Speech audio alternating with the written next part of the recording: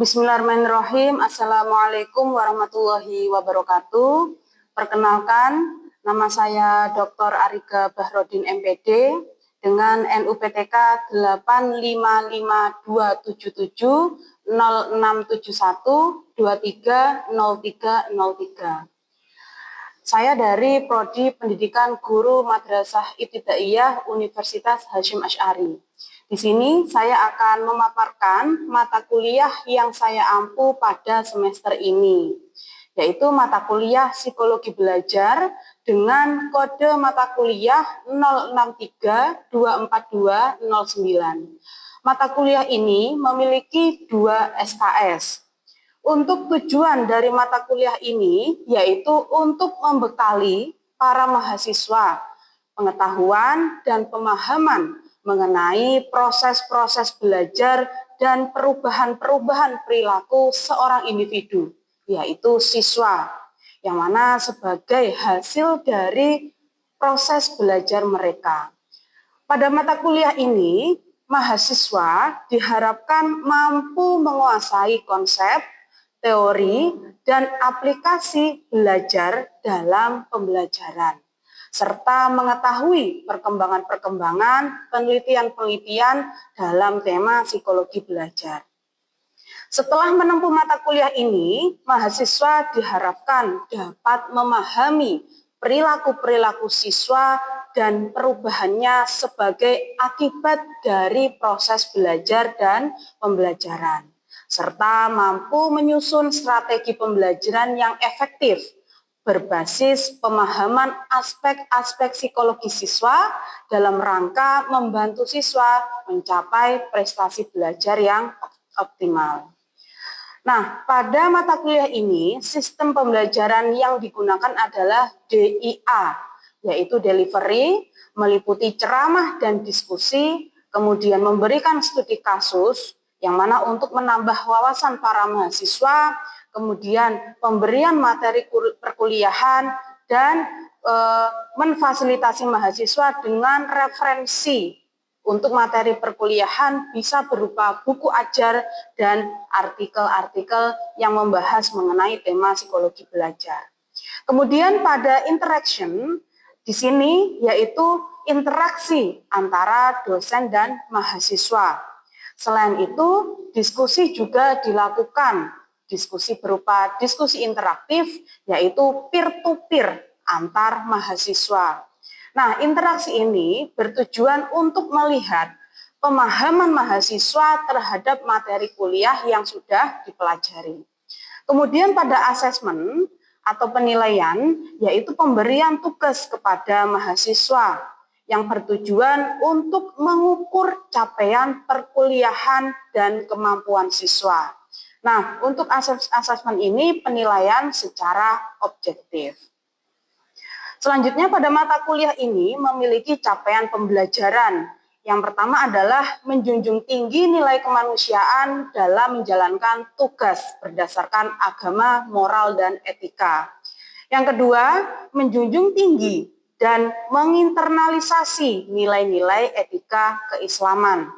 Yang ketiga, mampu mengkaji implikasi pengembangan atau implementasi ilmu pengetahuan dan teknologi yang memperhatikan dan menerapkan nilai humaniora sesuai dengan keahliannya berdasarkan kaidah, tata cara, dan etika ilmiah dalam rangka menghasilkan solusi, gagasan, desain, atau kritik seni. Yang keempat, mampu mengambil keputusan secara tepat dalam konteks penjelasan masalah di bidang keahliannya berdasarkan hasil analisis informasi dan data. Yang kelima, menguasai karakteristik peserta didik dari aspek fisik, spiritual, sosial, kultural, emosional, dan intelektual untuk keperluan pembelajaran pendidikan agama Islam di sekolah atau di madrasah. Yang keenam adalah menguasai pengetahuan dan langkah-langkah dalam mengembangkan pemikiran kritis, logis, kreatif, inovatif, dan sistematis, serta memiliki keingintahuan intelektual untuk memecahkan masalah pada tingkat individual dan kelompok dalam komunitas dan akademik dan non-akademik. Untuk perkuliahan ini dilaksanakan 16 kali pertemuan, yaitu 14 pertemuan secara tatap muka, 1 kali pertemuan berupa UTS, dan 1 kali pertemuan berupa UAS. Untuk materi perkuliahan, ada 9 materi yang akan dipelajari. Yang pertama adalah konsep dasar psikologi belajar, yang kedua adalah belajar dan perilaku belajar, yang ketiga adalah teori-teori belajar dan implikasi teori belajar dalam pembelajaran, yang keempat adalah konsep kesulitan belajar dan diagnosis kesulitan belajar, yang kelima konsep kecerdasan dan gaya belajar, yang keenam adalah kecerdasan majemuk atau multiple intelligence. Yang ketujuh, prestasi belajar dan konsep teori motivasi dalam belajar. Yang kedelapan, proses memori dalam psikologi belajar. Dan yang kesembilan adalah penerapan psikologi belajar dalam pendidikan. Untuk metode pembelajaran yang akan digunakan pada mata kuliah ini, yang pertama adalah self-directed learning, yang kedua adalah small group discussion, yang ketiga adalah project-based learning, yang keempat adalah ceramah, dan yang kelima adalah demonstrasi. Untuk kriteria penilaian pada mata kuliah ini, ada beberapa aspek penilaian. Yang pertama adalah kehadiran, memiliki bobot 20%, kemudian tugas individu memiliki bobot 15%, kemudian yang ketiga adalah tugas kelompok, yaitu memiliki bobot 10%, yang keempat adalah ujian tengah semester yang memiliki bobot 20%, dan yang terakhir adalah ujian akhir semester dengan bobot 35%.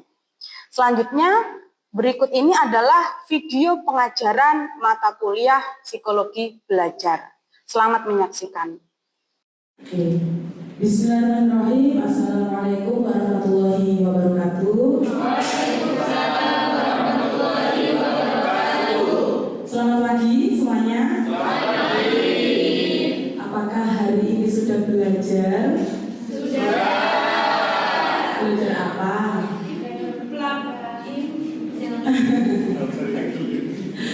Apakah kalian memiliki cara tersendiri untuk belajar? Ya. Apakah dengan mendengarkan musik? Ada mungkin? Ada. Apakah ada yang dengan melihat video? Ada. Atau mungkin tergantung mood atau tergantung emosi yang sedang dirasakan? Menurut kalian, belajar itu prosesnya atau hasilnya yang paling penting? Siapa yang hasil? Harus pilih salah satu. Siapa yang proses? Proses. Yang hasil siapa yang hasil? Oke. Jadi tidak ada benar atau salah, mana yang penting antara proses belajar dan hasil belajar.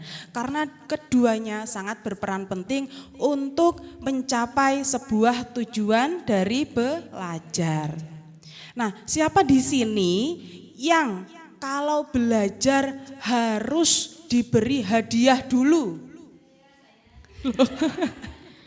Nah, hal tersebut juga ternyata ya ada latar belakang yang mana mendasari ketika seorang memiliki strategi atau memiliki cara untuk belajar supaya dibelikan sepeda misalnya, diberikan kado. Nah, itu juga merupakan salah satu landasan yang mana belajar itu memiliki sebuah tujuan atau maksud dari belajar itu sendiri. Di sini, apakah ada yang belajar harus dengan terjun langsung ke lapangan? Tidak selalu ya. Jadi dari hasil membaca, dari hasil guru menyampaikan atau dosen menyampaikan, nah itu juga biasanya ada yang lebih memahami ya atau mengetahui dari materi yang dipelajari. Kalau di sini misalnya ketika guru menjelaskan atau dosen menjelaskan tapi tidak paham, namun ketika temannya menjelaskan kemudian kalian itu lebih mudah memahami, lebih mudah paham tentang materi yang sedang dipelajari. Apakah ada di sini yang seperti itu? Sepertinya banyak ya. Karena mungkin guru atau dosen lebih menakutkan atau kurang dipahami. Kalau teman mungkin dengan menggunakan bahasa yang lebih mudah atau bahasa sehari-hari gitu ya.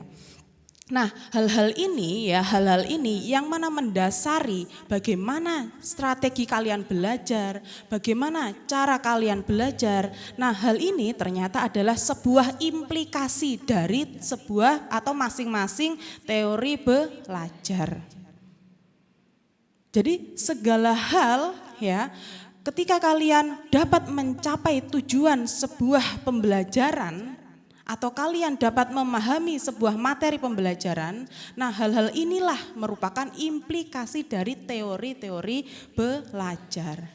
Sebelumnya kita sudah mempelajari teori belajar ada berapa?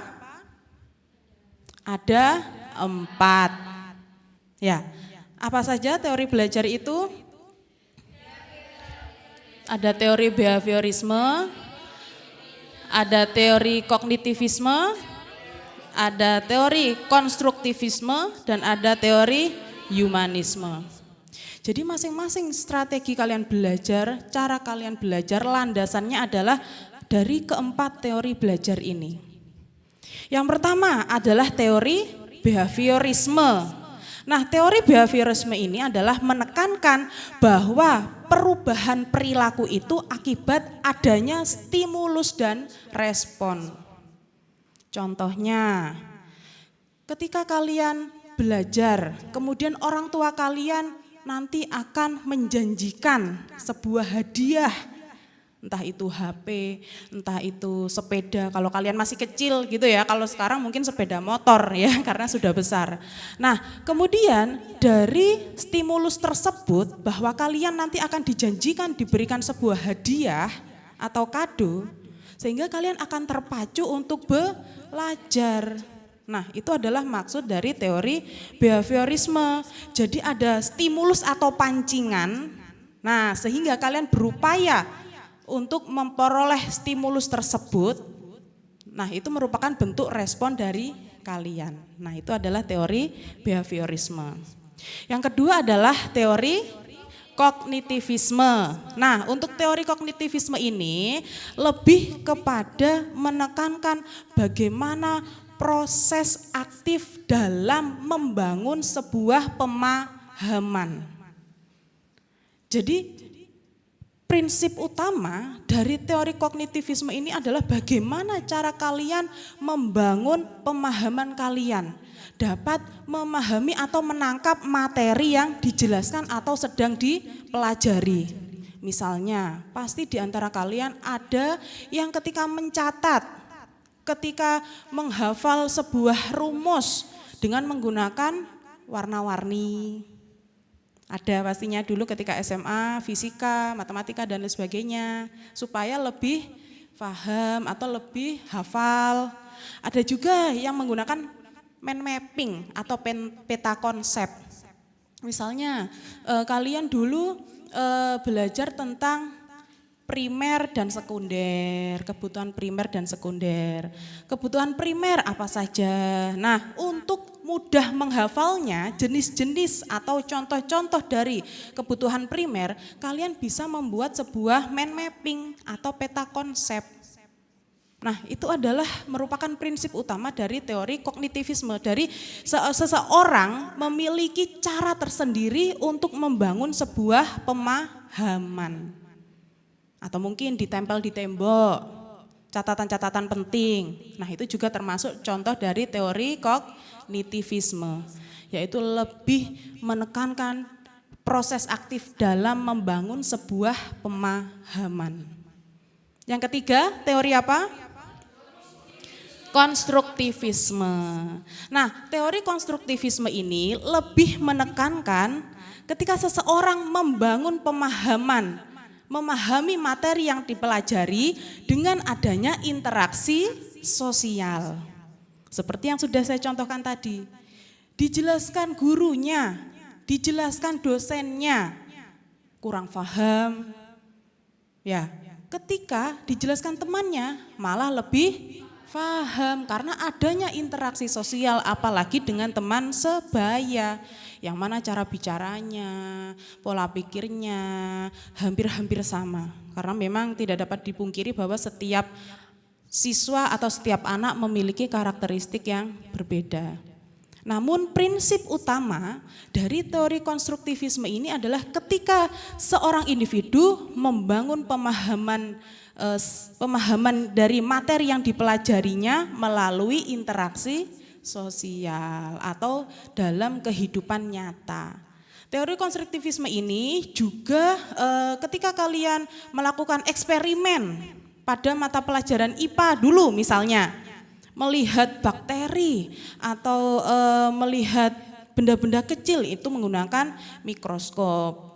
Ya, nah itu juga merupakan salah satu contoh dari teori konstruktivisme, yaitu belajar secara langsung atau konkret. Gitu ya. Yang keempat ada teori apa?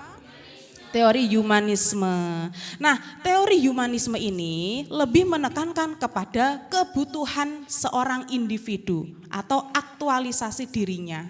Humanisme ini lebih kepada ketika mood saya kurang enak, ya, atau kurang nyaman. Nah, itu juga mempengaruhi pada proses belajarnya.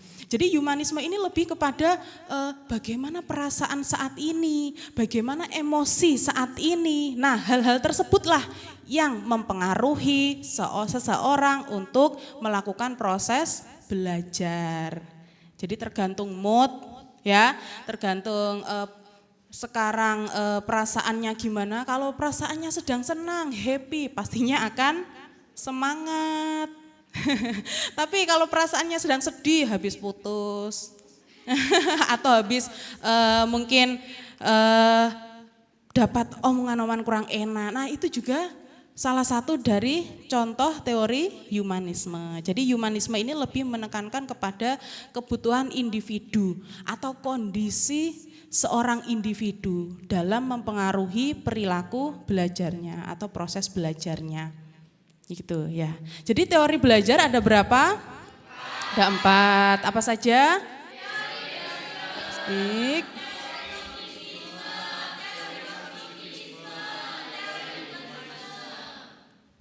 Nah, baik. Sekarang ya, saya akan membentuk 4 kelompok. Ya, saya akan membentuk 4 kelompok. Kemudian nanti kalian akan mendiskusikan, ya, mendiskusikan beberapa beberapa tema yang mana nanti kalian dalam satu kelompok tersebut akan memberikan 2 contoh dari proses pembelajaran yang mana menerapkan salah satu teori belajar tersebut yang sudah kita pelajari tadi. Ya, oke, ini saya bentuk 4 kelompok, berarti kalian sesuai yang saya tunjuk nanti, ya, kalian berhitung sampai 4. Misalnya 1, 2, 3, 4. Kalau sudah 4, nanti berulang kembali ke angka 1 karena hanya 4 kelompok sesuai dengan teori belajar yang hanya ada 4 teori. Begitu? Oke.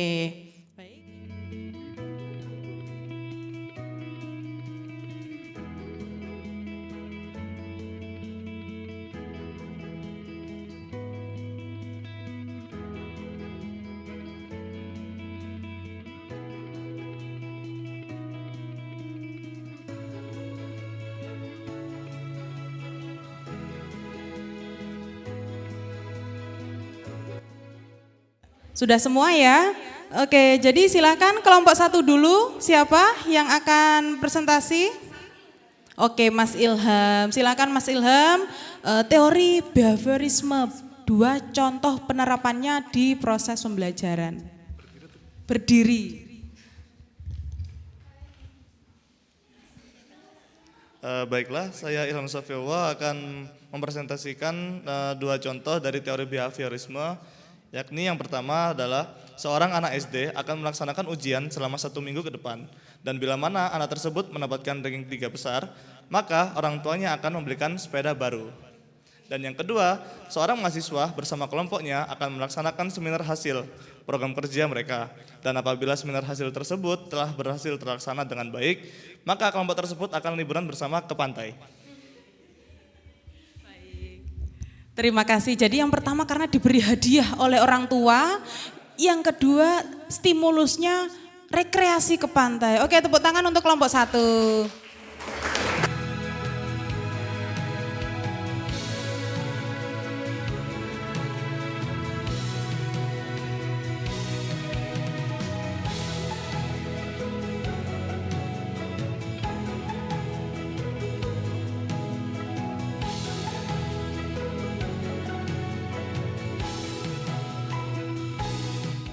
Kelompok 4, kelompok humanisme, silahkan. Perkenalkan, nama saya Yulestari. Saya akan memberikan 2 contoh teori humanisme. Yang pertama, seorang siswa yang belum makan dengan cukup, kebutuhan fisiologis belum terpenuhi akan kesulitan jika berkonsentrasi belajar karena tubuhnya yang lapar. Dan yang kedua, seorang guru akan memberikan dukungan tanpa menghakimi kepada muridnya untuk membantu murid itu lebih percaya diri dan termotivasi untuk belajar. Sekian. Jadi yang pertama mood lapar ya. Pertanyaannya kalau puasa bagaimana itu nanti? Berarti nggak mood belajar. Gitu ya, oke. Jadi untuk humanisme ini lebih kepada bagaimana kondisi seorang individu. Tadi kelompok 4 mencontohkan ketika lapar ya, sehingga mengganggu seorang individu dalam proses belajarnya. Bisa juga mengenai minat belajarnya atau motivasi belajarnya. Jadi tidak semuanya dipengaruhi oleh moodnya, tapi bagaimana kondisi seorang individu tersebut. Bisa kondisi emosionalnya, psikologisnya, meliputi motivasi maupun minat belajar. Oke, tepuk tangan untuk semua kelompoknya. Nah, kemudian apa sebenarnya tujuan dari kita mempelajari atau memahami masing-masing teori belajar? Tidak dapat kita pungkiri bahwa seorang individu memiliki karakteristik yang berbeda, memiliki cara atau strategi dalam memahami sebuah materi yang berbeda. Memiliki perbedaan dari strategi belajarnya, gaya belajarnya yang juga berbeda. Maka dari itu, kenapa kita harus paham ya dengan masing-masing teori belajar yang ada, supaya karena nanti kalian calon guru ya. Nah, supaya ketika kalian di proses pembelajaran dengan siswa, kalian dapat berinovasi dengan segala perbedaan karakteristik yang dimiliki oleh siswa. Inovasi ini ya bisa dengan metode pembelajaran yang bervariasi. Jadi tidak hanya metode ceramah, tidak hanya guru yang menjelaskan atau menulis di papan tulis, tapi juga misalnya dengan siswa yang teori kognitivisme ya. Jadi bagaimana dia dapat memahami sebuah materi, berarti bisa dengan video pembelajaran. Tapi kalau siswa dengan berlandaskan konstruktivisme ketika mempelajari akar, ada akar tunggang, ada akar serabut. Nah, terjun langsung mencari tumbuhan-tumbuhan yang memiliki akar serabut. Bagaimana sih bentuk akar serabut itu? Nah, itu teori itu diharapkan ketika guru mengajar juga menggunakan kombinasi. Ya, kombinasi dari masing-masing teori belajar tersebut supaya dapat menciptakan lingkungan belajar yang lebih dinamis. Dinamis di sini artinya dapat mengikuti ya atau diserap oleh masing-masing siswa yang memiliki gaya belajar yang berbeda. Apakah ada yang bertanya? Silahkan. Mengenai kenapa ya Bu, saya kalau belajar ini walaupun perasaan saya sedang sedih, tapi saya malah terpacu untuk belajar. Nah, apakah saya tidak termasuk humanisme, misalnya gitu ya? Termasuk, kenapa? Karena humanisme itu segala sesuatu yang dirasakan ya atau kondisi dari seorang individu tersebut yang mana mempengaruhi belajarnya, mempengaruhi proses belajarnya, begitu. Perkenalkan, saya Ilham Safiullah, bisa dipanggil Ilham. Izin bertanya terkait tadi teori humanisme. Tadi kan disebutkan bahwa teori humanisme itu dipengaruhi oleh kondisi dari seorang individu.